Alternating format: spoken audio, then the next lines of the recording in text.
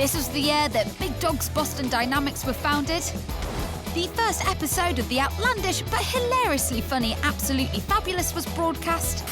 And 28,000 rubber ducks fell off a cargo ship in the middle of the Pacific Ocean on the way from China to the US.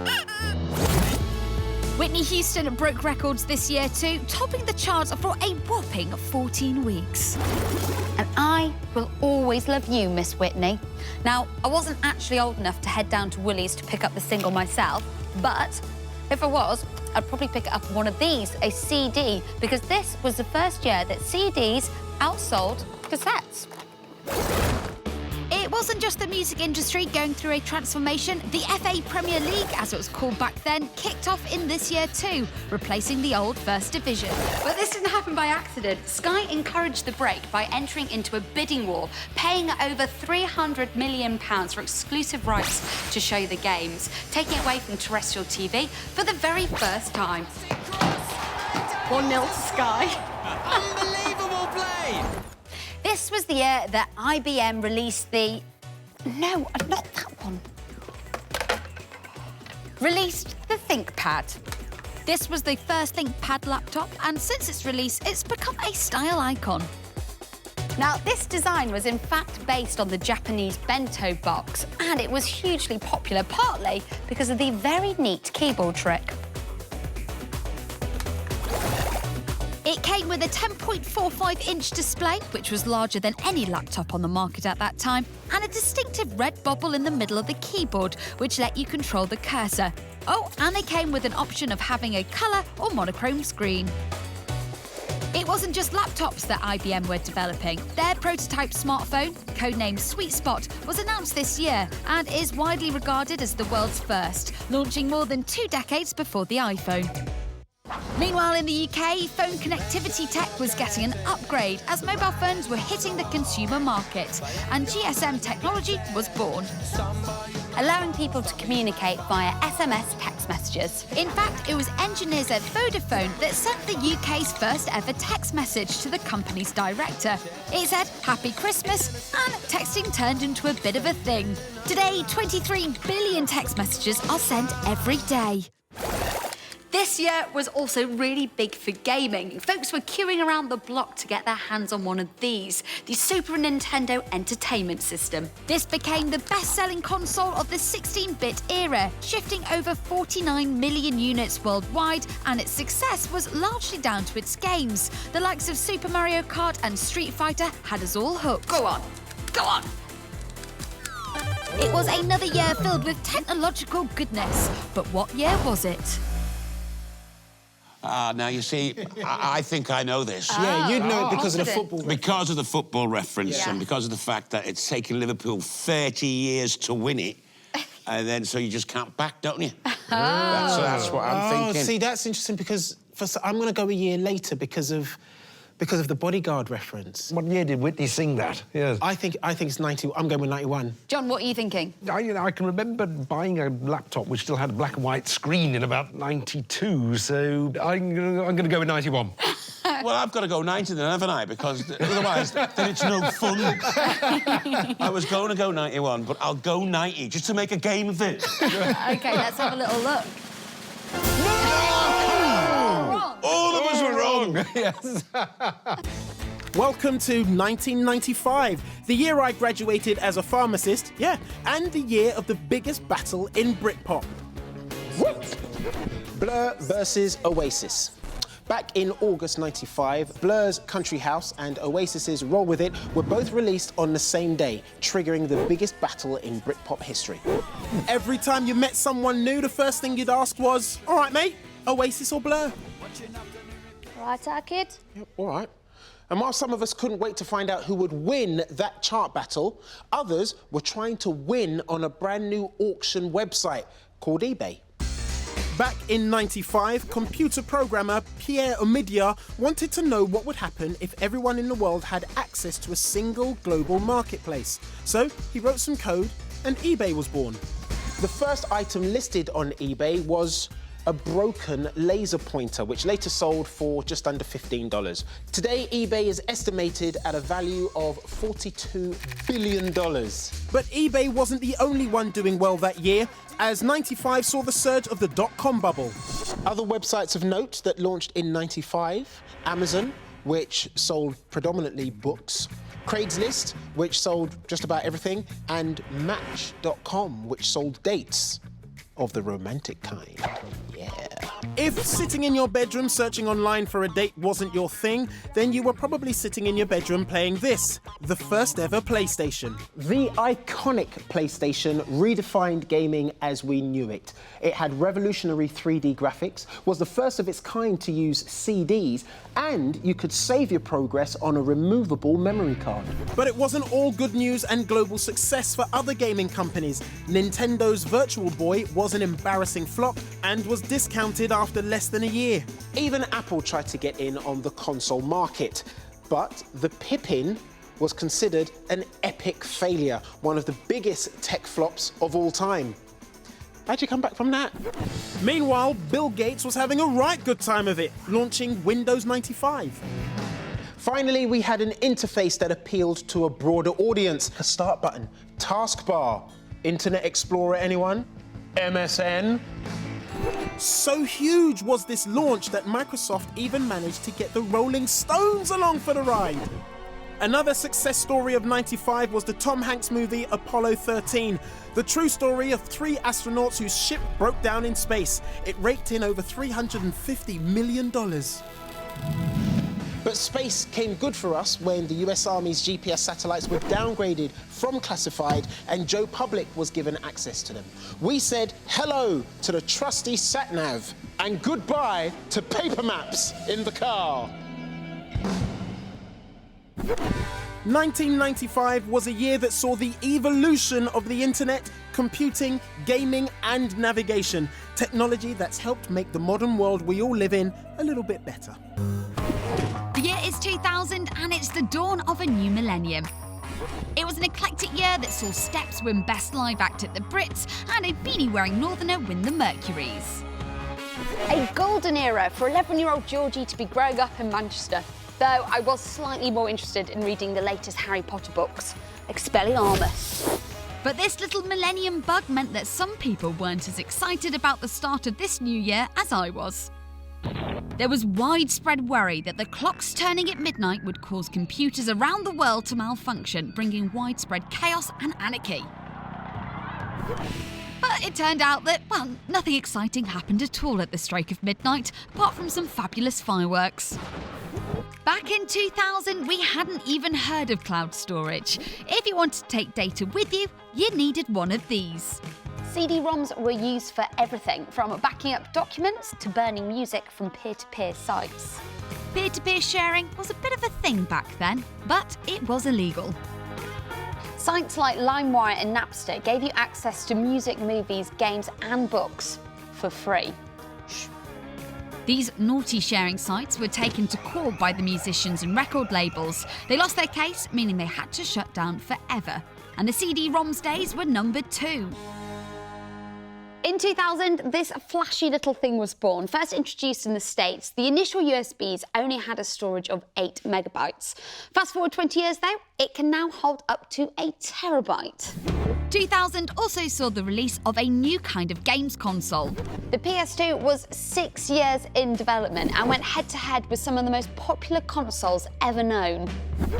Thanks to big games like Grand Theft Auto and The Sims, the PS2 became the most successful console of all time, selling over 155 million units. And there was a revolution in personal transport this year too.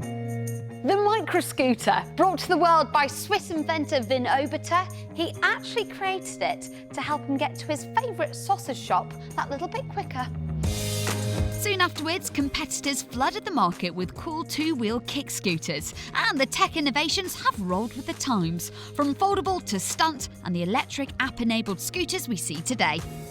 And scooters weren't the only thing that was selling big. Of course, the most popular phone of the day was the 3310. Sturdy, functional, with an incredibly long battery life, it's even been given a modern-day makeover, complete with my favourite mobile game of all time, Snake.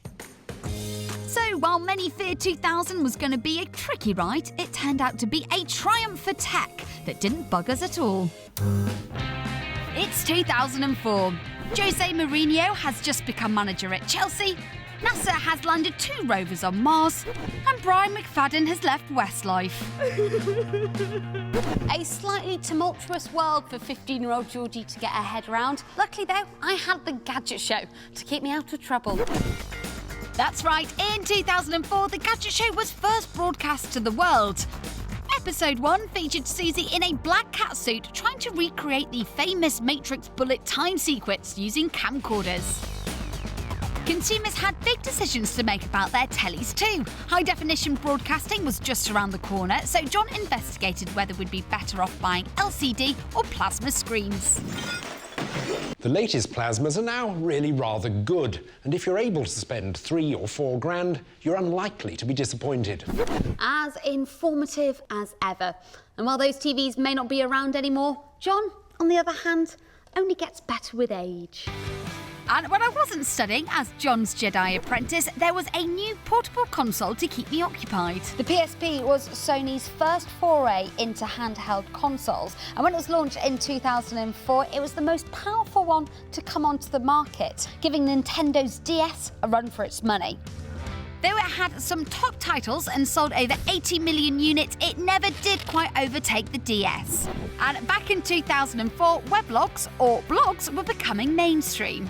Blogs may have been around since before 2004, but this was the year that Blogger.com had a major makeover, making it easier for anyone to share their inner musings with the world. I even had a blog once. It was called Hashtag. Unfortunately, that gem is no longer live. And when WordPress appeared, well, blogging finally hit the big time. Today, 20% of websites are created using it.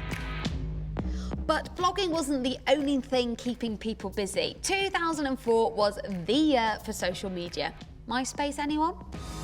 MySpace went live in January and after its first month had over 1 million users. By November, this figure had rocketed to over 5 million and was on the way to launching the music careers of the Arctic Monkeys, Lily Allen and Calvin Harris. But little did MySpace know that there was a new kid on the block. 19-year-old Harvard psychology and computing student Mark Zuckerberg launched his social media site initially just for students in February 2004. Today, there are almost 3 billion users on Facebook. And Mark Zuckerberg is currently the 4th richest person in the world. But it wasn't just old Mark making waves in Silicon Valley. Skype also launched in 2004. This video calling website let grandmas catch up with the fam and business peeps to undertake deals thousands of miles apart. Now anyone could video call you from anywhere. Though you didn't always have to answer it. Sorry, Otis, busy.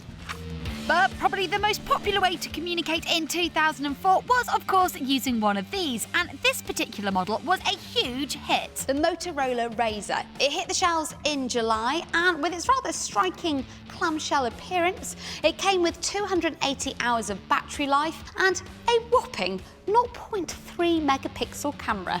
Say cheese! This was the year that Sven-Goran Eriksson ended his tenure as England manager, Captain Jack Sparrow was back for a second swashbuckling adventure, and Niles Barkley was driving us all crazy with this earworm. This was the first song that made it to #1 purely from download sales. Spotify was still a couple of years away, so it was iTunes that was dominating the digital music marketplace this year. On February the 23rd, Apple announced that 1 billion songs had been downloaded from iTunes since its launch in 2003. And that 1 billionth song so happened to be by Coldplay. Apple were also heavily investing in their hardware. They upgraded the 5th generation iPod to have an extra 80 gig, and they launched this, which I absolutely loved, the iPod Nano 2nd generation. Of course, Microsoft didn't want to be left behind, so they launched the Zune 30. Whilst it was a really neat bit of kit, unfortunately, they only ever sold it in North America, and it never quite did get the same amount of traction as the iPod. It was a record-breaking year for the video game industry too. Sony was riding high with sales of the PlayStation 2 and PlayStation 3. But the console that did the most business was the Nintendo DS that outsold all of its rivals by shifting 1.4 million units in December alone. Meanwhile, Nokia was still riding the crest of the mobile phone wave, and they launched this, the N95. This was cutting-edge stuff. It had a 5-megapixel camera, stereo speakers, and it ran Symbian. Now, this operating system was amongst the first that allowed you to download apps. In fact, you could get YouTube on this very phone. YouTube was only founded a year before, but it was such a runaway success, the ever-growing Google bought it in this year for $1.65 billion in shares. Today, there are over 1.3 billion YouTube users, with 5 billion videos watched every day and over 300 hours of footage uploaded a minute. This year also saw the demise of the VHS, leaving shelf space for a new format face-off to take place. It was Blu-ray versus HD DVD. HD DVD arguably had the better picture, but it was Blu-ray that ultimately came out on top. Elsewhere, social media was taking off. By the end of the year, 12 million of us had a Facebook account. But the cool kids, they were over on Twitter, with the first ever tweet being sent by @Jack, the founder. Today, there are 1.3 billion Twitter accounts, sending 500 million tweets per day. Oh, hi, can I have a skinny cappuccino with vanilla and extra chocolate sprinkles? This was also the year that Chip and Pin came to the UK, which meant you didn't have to sign a receipt every time you used your card. You just had to remember your 4-digit PIN code. 226... What was it again? A fun-filled, fact-filled, tech-filled year. But what year was it? I've got you guys. You've done it to us again. haven't I? Even the cultural references I'm having trouble with. It's They're all a bit murky. Yeah. When did Gnarls Barkley bring out Crazy? I played it to death. I'm torn between 2 years. 2006 or 2007. Yes, same as me. Right. Because I mean, the N95 Nokia came out before the iPhone. The iPhone came out in 2007, but how much earlier was it? Was it 2006 or 2007? See, I can remember loving the Gnarls Barkley album, and I had a PS2, Yeah, but I can't remember PlayStation 2. when. Surely you'll get it from that? I can't remember when I bought mine or when it came out, so that's why I'm sort of flim-flamming between 06 and 07. OK, Well, it has to be later than 2003, because you said that in the film. Well, I'll go for 2005. OK. John? Right, I am going to go for 2006. 2007 then, 2007. All right, then 5, 6, 7. Yeah. And the year was... This time, I'm winding the clock back to 2007. This was the year when Rihanna was under her umbrella. Ella.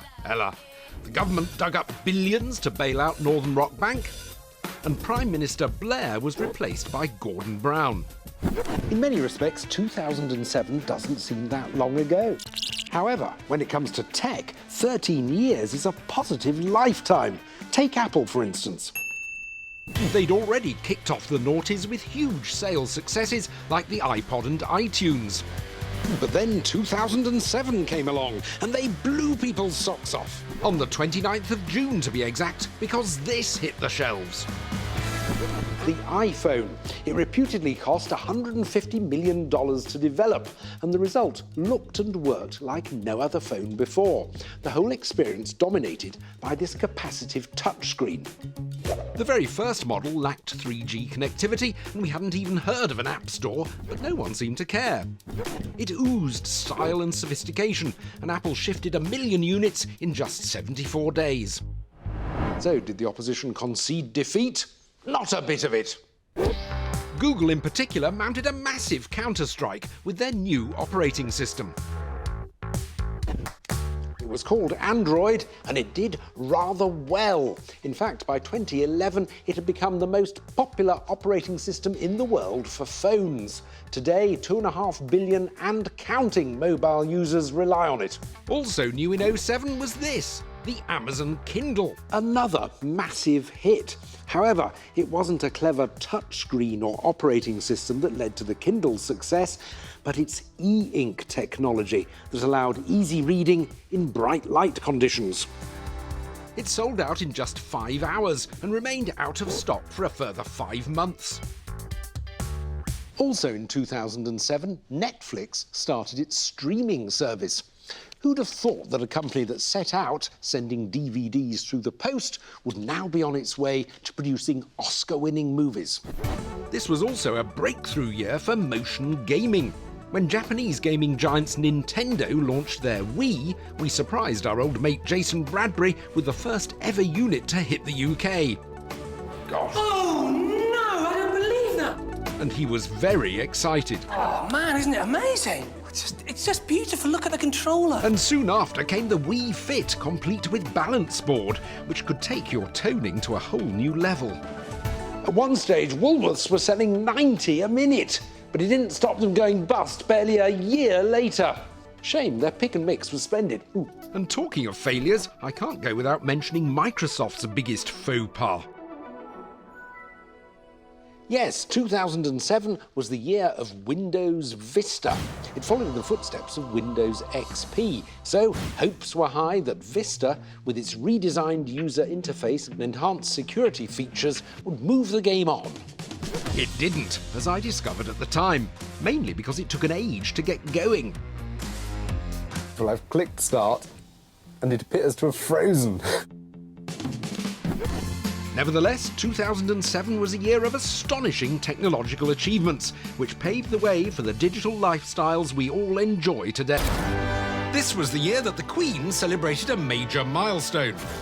The 23rd Bond film, Skyfall, premiered at the Royal Albert Hall, and Andy Murray reached the Wimbledon men's final, the first Briton to do so in 74 years. It was also the year a man called Felix Baumgartner strapped himself to a helium balloon and ascended 24 miles above the Earth's surface before skydiving back down again, breaking the sound barrier in the process.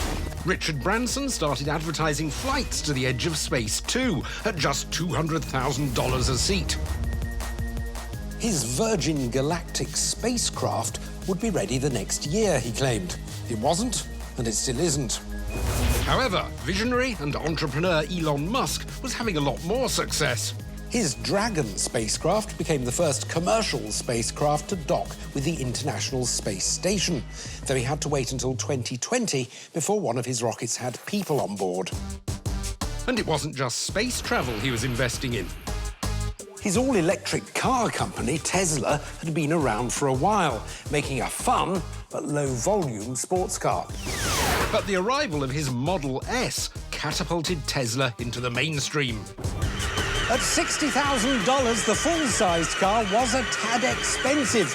But the price tag didn't put us off. Tesla's now one of the most valuable car companies in the world.